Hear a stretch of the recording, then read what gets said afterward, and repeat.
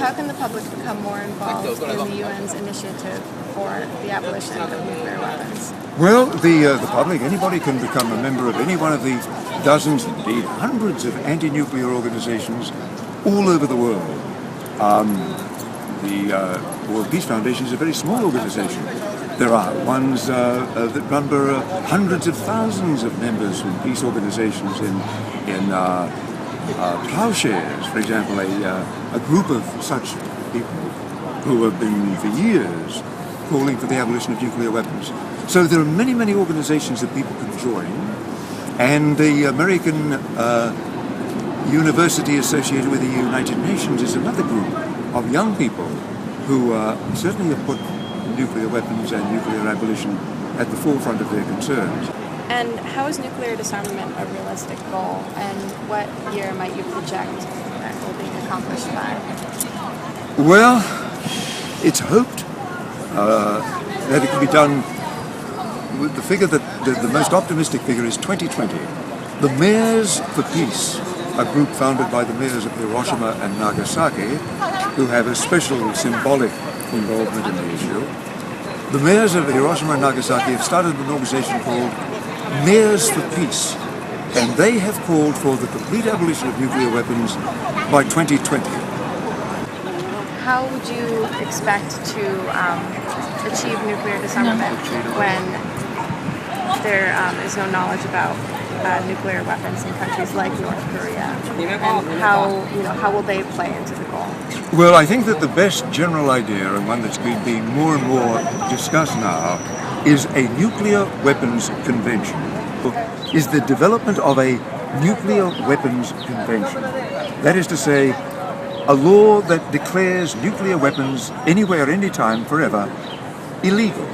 In other words, delegitimizing nuclear weapons.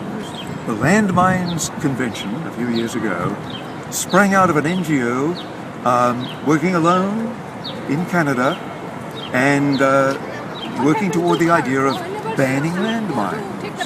And as a result, she was able to get the support of people all over the world, and a whole movement began, and it has now been passed by almost all nations. And so you think that's an idea that can be applied to nuclear weapons as well? With somewhat more difficulty, and probably it'll take a little longer. But yes, the idea of a nuclear weapons convention is starting to evolve. It is becoming central to the United Nations, and the Secretary General himself last year called on the United Nations to support, and all of its members to support, a nuclear weapons convention. I was wondering if you are aware of the disarmament initiative put forth by Obama and how it kind of plays into the UN initiative. Well, Obama's fairly general expression of a desire to get rid of nuclear weapons was begun, in fact, during his campaign. He said, if I am elected president, I will move to abolish nuclear weapons, to take them off hair trigger alert, and to move toward their total abolition. Well, you know, the art of a politician is the ability to change course without swerving. And it's very difficult to make such a huge change, as Obama is finding out. I think both Obama and Medvedev, they're young people politically. They grew up in a world in which the first time the leaders of those two great countries grew up in a world in which they knew from earliest infancy that the world was a planet, that we are really one. And I think that from their statements, both of them would like to move quickly toward total nuclear disarmament, and both of them are encountering very great difficulties from the previous generations, from the power elites in Russia and America. But I think with Obama's intention to get rid of them, with his announced intention, with his declared intention, it is at least possible that we will move toward that. Has he actually made any real moves towards that goal? Well, the two of them signed with difficulty and under resistance from their governments, elements of their government. Both of them have signed the START Renewal Treaty. In real terms, it doesn't mean that much because they just juggle things around. But nevertheless, it is a beginning. It's a movement in the right direction. They're at least looking in the right direction.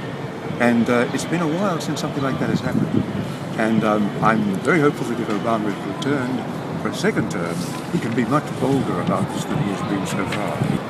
And what about other countries such as India or Pakistan and their goals of obtaining nuclear weapons? So there is concern about that, as there is concern about terrorists getting hold of nuclear weapons. But still the overriding shadow over the whole world is still the threat represented by the United States and Russia, each maintaining 2,000 nuclear weapons on air trigger alert. The only reason we're able to stand here talking like this is because 20 minutes ago, both Obama and Medvedev decided not to launch the 2,000 nuclear weapons each of them still holds on air trigger alert. I think that's the danger, has been the biggest danger. It is the danger to threat to all life on the earth.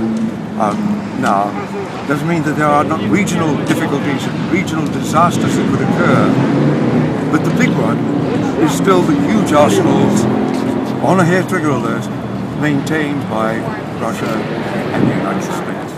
Well, everything we can. And our current project is a new website called The Last Bomb: Pathways to Nuclear Zero. It's still in development. It's up in draft form. You can go to it now. It's available online at worldopinionforum.ws, World Service, worldopinionforum.ws. And the object is to bring together the best and brightest, smartest people of the digital age and see that we may be able to use the most important discovery since the splitting of the atom has been the development of the digital phenomenon, the age of the web. So I'm wondering if the web can save us from the disaster that began when we split the atom. And we've already seen the incredible power of the social networks online. I'm looking to the social networks to save the world. Maybe if you get War and Peace on Facebook. That's right, it will be. We'll be on Facebook and Twitter and everything we can possibly reach out to help bring together people who can do something in this time.